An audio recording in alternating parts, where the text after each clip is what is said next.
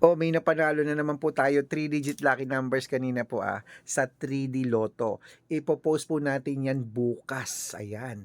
Nanalo po siya at nagbalato na naman po. Maraming salamat po sa ating mga winners po na napapanalo araw-araw. Legit po talaga nakakapagpanalo tayo.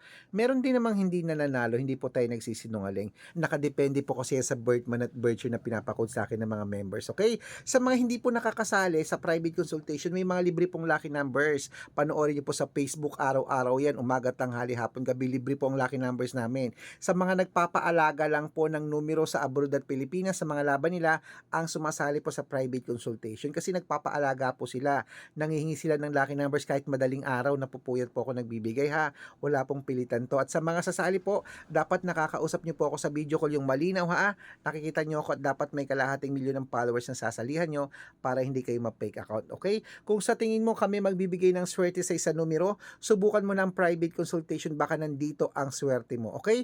Good for 3 months po ang membership. Kaya kung sasali ka, tawag ka na, kakausapin kita, okay? Usap tayo sa video call.